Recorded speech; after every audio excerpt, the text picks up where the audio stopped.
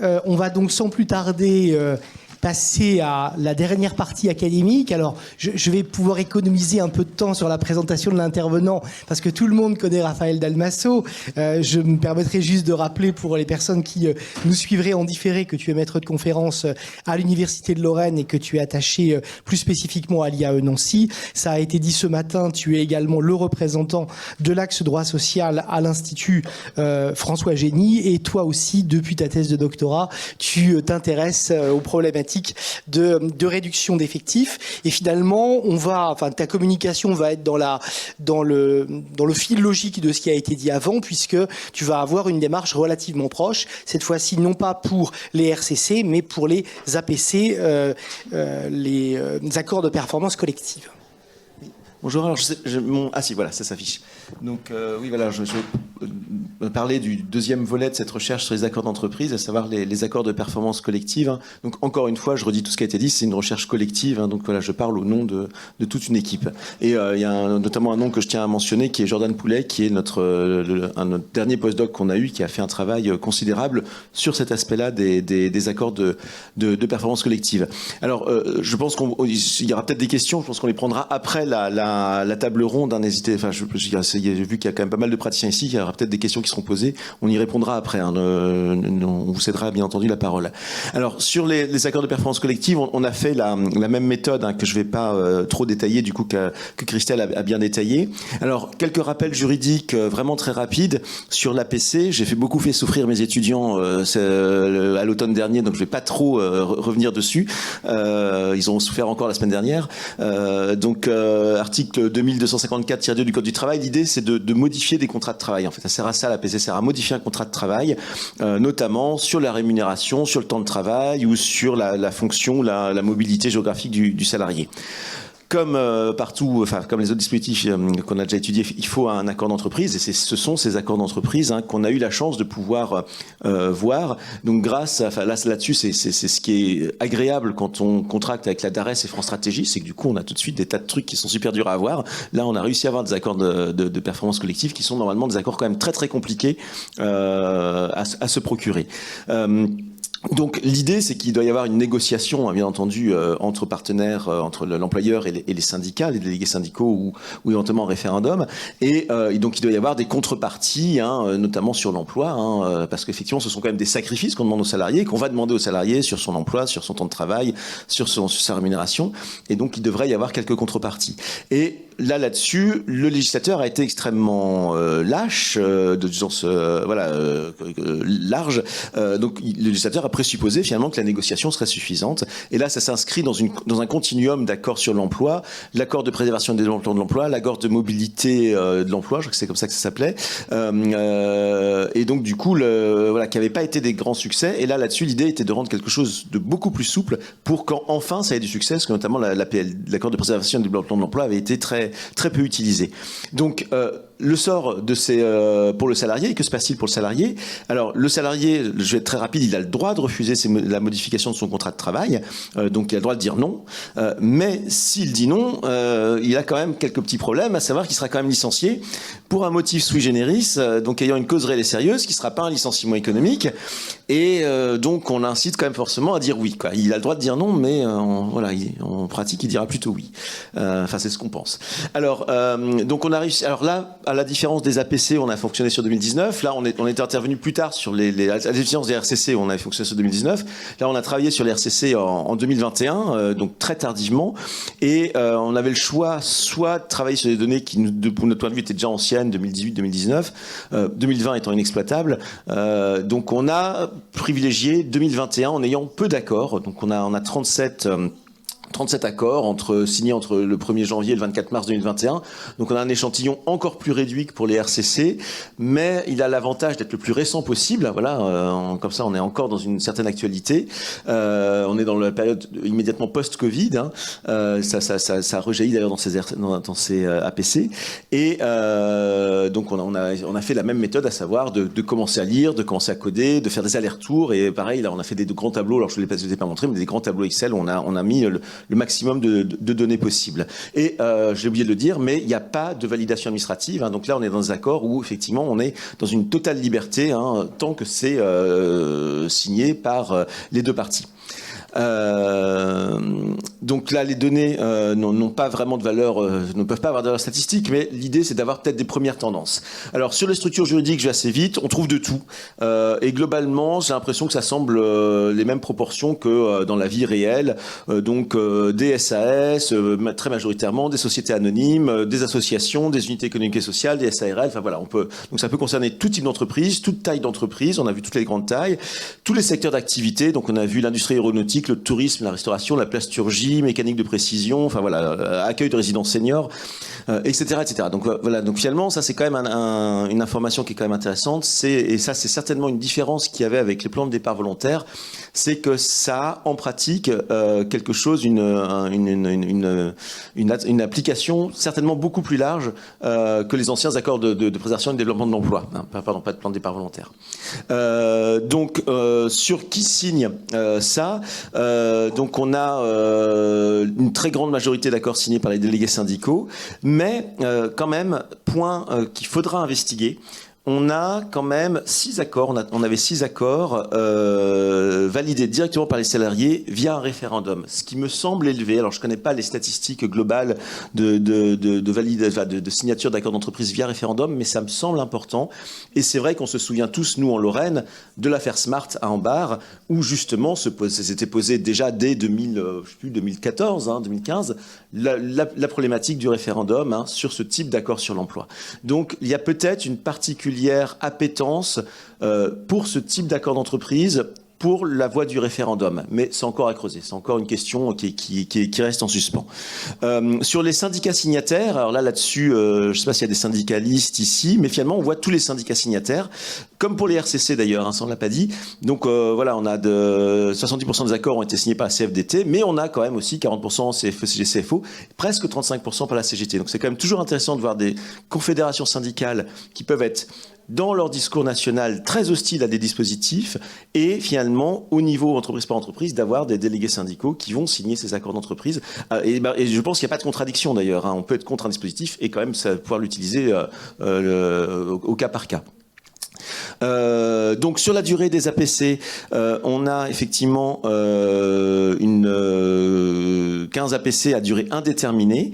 Et c'est quand même quelque chose, une caractéristique importante, parce que ça veut dire quoi, une APC à durée indéterminée? Ça veut dire que les modifications du contrat de travail seront à durée indéterminée. Donc si on baisse les salaires, ça a vocation à durer un temps très très long. Tandis qu'inversement, si on a effectivement une durée déterminée, le principe c'est qu'à l'issue de l'APC, on retrouve la situation qu'il y avait antérieurement. Donc là, on a quand même effectivement une partie assez importante des accords de performance collective qui se prévoit à durée indéterminée, alors avec parfois des correctifs sur lesquels je reviendrai tout à l'heure, type les clauses de retour à meilleure fortune, je détaillerai ça tout à l'heure. Donc sur les durées des accords à durée déterminée, on voit tout, on a une moyenne de 17-74 mois, mais on peut avoir des accords de 3 mois comme de 47 mois, donc on peut avoir des durées très courtes ou très longues. Alors parfois il peut y avoir donc une clause de rendez-vous, donc on se dit on se reverra pour reparler de nouveau de l'APC, et notamment si un objectif est atteint ou à l'expiration d'un délai. Il y a une clause de dénonciation, des clauses de révision, donc là-dessus c'est des choses qui sont assez classiques dans des accords d'entreprise, et des modalités de publicité, là aussi on est dans des choses qui sont assez classiques. Donc il y a des clauses qui ont été plus rares, une clause d'indivisibilité, l'idée de dire l'accord c'est un tout. Donc on ne peut pas faire des dénonciations partielles. L'accord effectivement est un bloc parce que c'est une conciliation d'objectifs économiques et sociaux. Donc soit on le dénonce totalement, soit on le maintient en état. On a parfois des clauses résolutoires. Bon, ça c'était assez rare. Des clauses d'adhésion aussi, donc de possibilités d'adhésion ultérieure. Et comme je l'ai indiqué, la clause de retour à meilleure fortune, qui me semble très intéressante pour les employeurs, parce que finalement ça engage pas à grand chose. On a ça dans cet accord. Donc je ne sais pas si les praticiens confirmeront ce type de pratique. Donc et on dit en cas d'amélioration de la situation économique, on va réouvrir les négociations. On va pas forcément signer un accord, mais on va se revoir, on va renégocier. Donc ça peut être quelque chose qui peut effectivement être un atout pour la signature. Alors Comment justifier les APC? Et là, je vais reprendre un peu finalement la même argumentation que disait Christelle pour les RCC. On est dans un langage qui est souvent très managérial, très flou, mais quand même, il y a quand même des différences entre RCC et APC. Excusez-moi de parler de managérial et flou en même temps. Pardon. Vous allez voir, je vais faire du verbatim, vous allez voir. Hein. Je vais prouver ce que je dis. Je ne parle pas sans preuve. Vous allez voir la slide suivante. Donc, l'idée, c'est qu'il y a un préambule obligatoire dans lequel l'employeur doit justifier le recours de ce type d'accord. Et là, on va voir une différence quand même entre RCC et APC. On n'est pas exactement dans les mêmes types de négociations et de justification, pardon. Donc, on a d'abord effectivement des accords qu'on est vraiment qualifiables de défensifs. Hein. Donc, on a fait une distinction. J'en ai parlé pas mal avec Jordan Poulet. On s'est dit voilà, on va scinder ça entre défensif, offensif.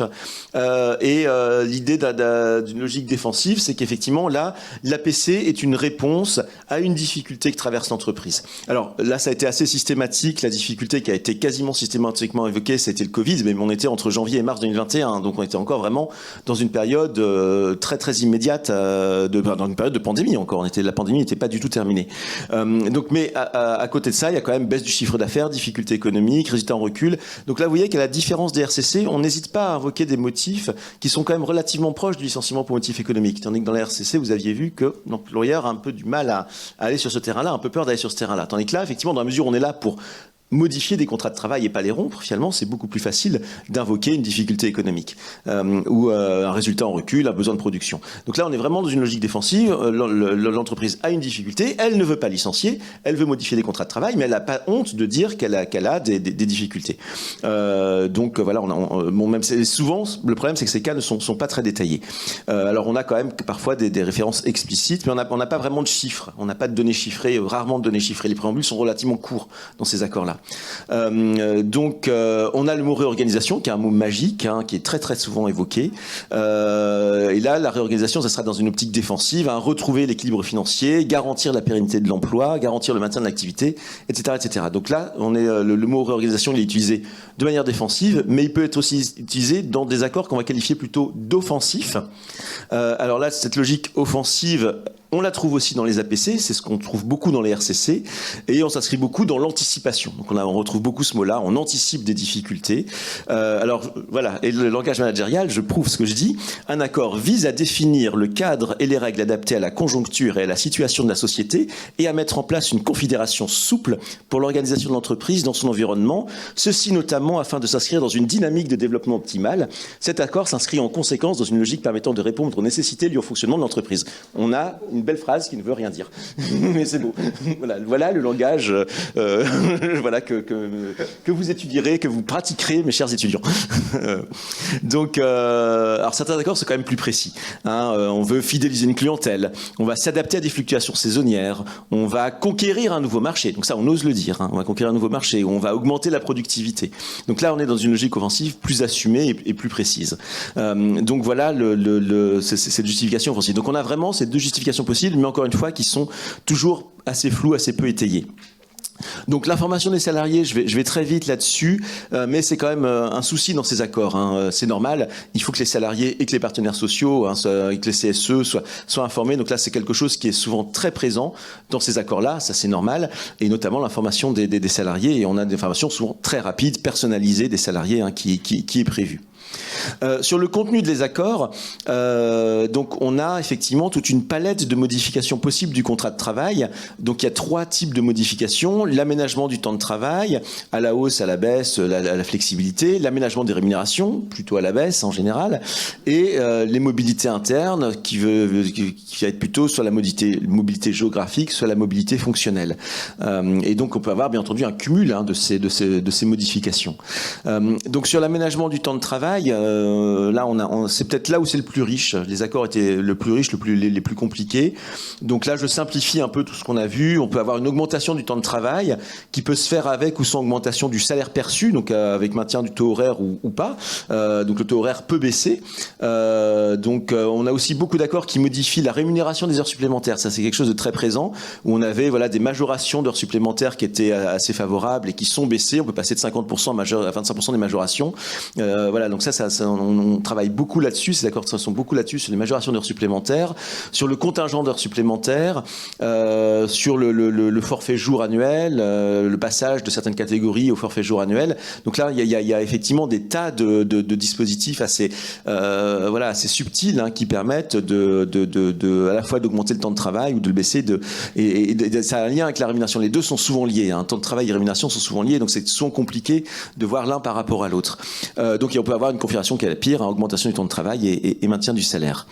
Il y a aussi, et ça je l'ai déjà quasiment dit, une flexibilisation du temps de travail, donc annualisation. Alors si on a vu par exemple des délais de prévenance qui peuvent être très réduits, on avait un accord avec un délai de prévenance sur les horaires qui peuvent être de 48 heures. Donc le salarié ne sait que 48 heures à l'avance, ne va savoir que 48 heures à l'avance quelle va être sa journée de travail. Donc ce qui peut générer des grandes perturbations, enfin on l'imagine, hein, du point de vue de la vie familiale. On peut avoir aussi des accords qui prévoient des décalages.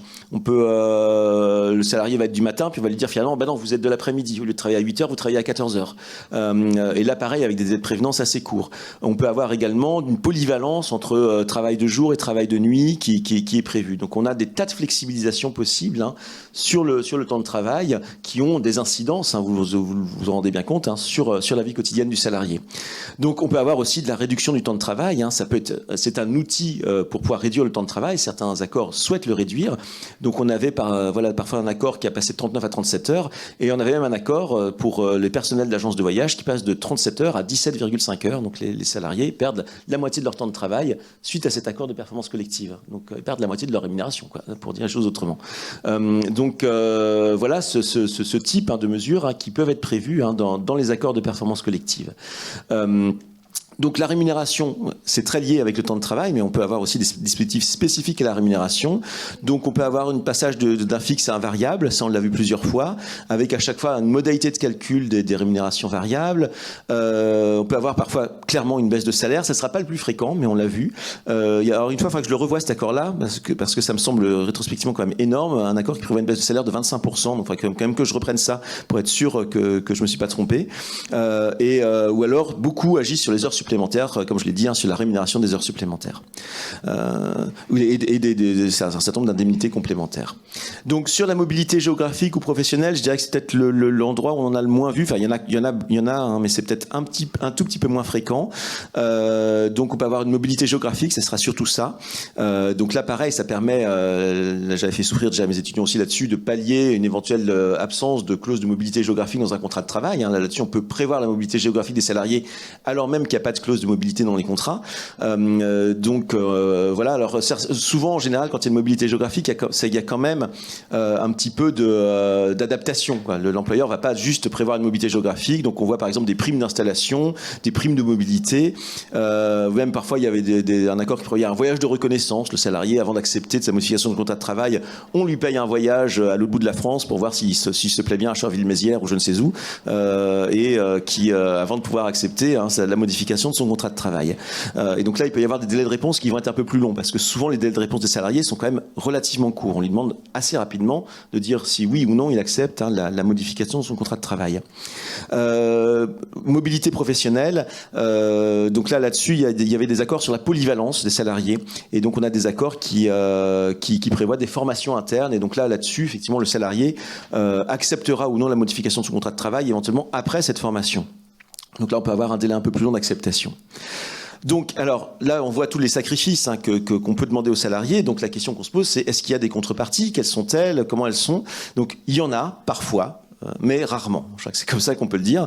Donc on a vu des contreparties. Alors il y a celle qui est la plus fréquente, c'est de dire voilà, pendant la durée ou pendant une certaine durée, je ne vais pas faire de licenciement économique, ça on le voit, ou je ne vais pas faire de rupture conventionnelle collective. Là on peut avoir expressément un engagement de l'employeur écrit de ne pas faire ce type de mode de rupture du contrat de travail. Et donc là-dessus, c'est peut-être finalement là qu'il y a le plus d'engagement de l'employeur. Hein. C'est un engagement sur l'emploi ou sur la non-utilisation d'un dispositif, hein, rompant l'emploi. On peut avoir aussi des contreparties, comme je l'ai dit, sur les clauses de conciliation entre vie personnelle et vie professionnelle, notamment quand on modifie les horaires de travail ou la mobilité. On peut avoir des indemnités supralégales de licenciement. Ça, c'est quelque chose donc, compte tenu effectivement du régime extrêmement défavorable de licenciement des salariés, c'est quelque chose qui, je pense, peut être négocié par des syndicats. Dire voilà, bon, certes, effectivement, vous allez avoir un licenciement sous generis, difficile à contester dans les prud'hommes, mais au moins vous allez avoir une indemnité extra-légale de licenciement, et on peut avoir parfois des baisses de rémunération des dirigeants, des mandataires sociaux. Mais vous voyez que c'est des contreparties qui sont rares et qui sont pas du tout systématiques. Donc l'étendue donc ce qu'on peut voir, c'est qu'il y a quand même un déséquilibre contractuel qui est assez fort. C'est pas un accord, ce qu'on disait souvent des accords dérogatoires, c'est des accords gagnant-gagnant, donnant-donnant. Et là, on n'est pas dans le gagnant-gagnant, quoi. Et ce qu'on a essayé, on a essayé de l'évaluer. Donc c'est une évaluation un peu au doigt mouillé. C'est pas forcément très scientifique, mais ce qu'on a dit, c'est qu'on a dans 62%, bon, c'est un chiffre qui ne vaut rien d'un point de vue statistique, mais c'est pour dire voilà, dans les 2/3 quasiment des accords qu'on a trouvés, il y avait un avantage exclusif de l'employeur sur l'aménagement du temps de travail, et quasiment dans les 3/4, c'est ça. C'était un accord vraiment exclusif de l'employeur sur la rémunération. Donc on n'est pas dans quelque chose où il y a un vrai équilibre. Et donc la conclusion, c'est que c'est la question que je pose, c'est est-ce qu'on n'est pas dans un nouveau type d'accord d'entreprise dérogatoire où d'habitude, quand on parlait d'accord dérogatoire, il y avait des concessions, c'était du donnant-donnant, et là, j'ai l'impression que la conceptualisation même juridique de cet accord n'est pas là-dessus. On est dans un accord qui est fait pour faire des sacrifices aux salariés, qui se revendique comme tel, en fait, donc il n'y a pas forcément de concession réciproque, et les syndicats signent parce qu'ils ont peur, effectivement, que l'employeur se désengage de l'entreprise. Enfin, il y a quand même l'ombre de l'emploi qui pèse là-dessus, et donc c'est effectivement, mais il n'y a pas sans qu'il y ait forcément d'engagement de l'emploi de l'employeur. Mais en tout cas, les syndicats ou les salariés, quand c'est un référendum, je pense, ont cette peur-là que l'entreprise ne survive pas longtemps s'il n'y a pas cet accord de performance collective. Voilà sur cette conclusion. Est-ce qu'on n'est pas dans peut-être un nouveau type d'accord d'entreprise qui serait ouvertement, qui assumerait d'être un accord déséquilibré? Voilà, merci pour votre attention, et donc on va laisser la parole aux praticiens pour voir si ça confirme tout ce qu'on a dit.